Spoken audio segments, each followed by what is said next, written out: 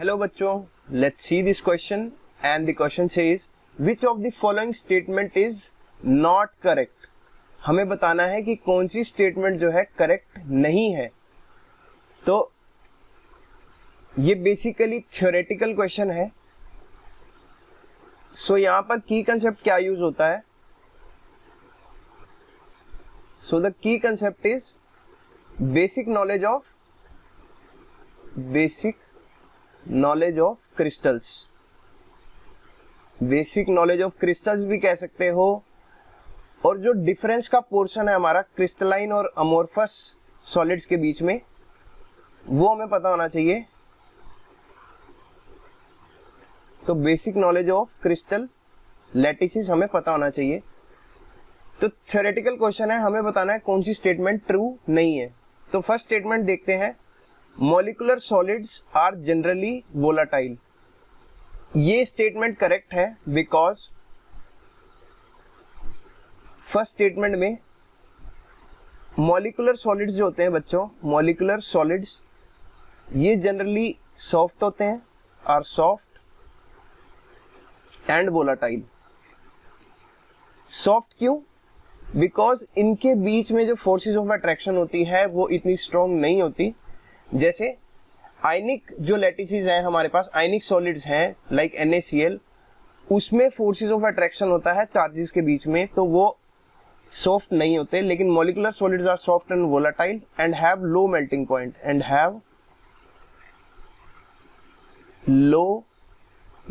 Point second statement ये भी true है बिकॉज कार्बन में क्या होता है, the number of carbon atoms in unit cell of diamond is 8।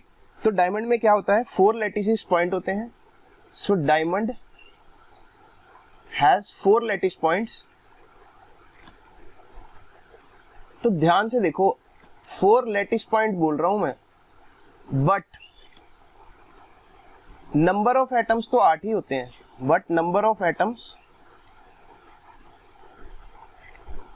Per unit cell is 8 per unit cell of. अब मैं दोबारा से डायमंड नहीं लिखूंगा, तो यूनिट सेल में नंबर ऑफ एटम्स कितने होते हैं, 8। तो यहां पर इसने यही बोला है, number of atoms in unit cell of diamond is 8। तो ये भी थ्योरेटिकल स्टेटमेंट ठीक है।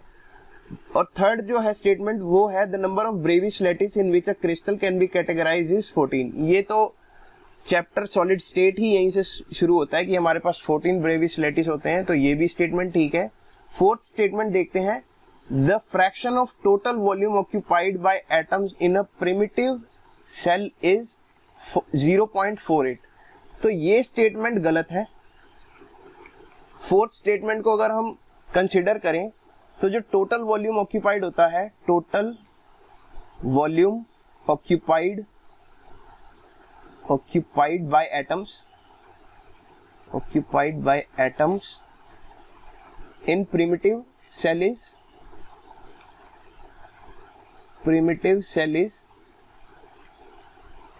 0.52 या इसी को हम कहते हैं 52.4%। तो ये 0.48 नहीं होता। और उसने पूछा भी यही था, which of the following statement is not correct. So the correct answer is option number 4, the fraction of the total volume occupied by atoms in a primitive cell is 0.48। So I hope you understood it. All the best.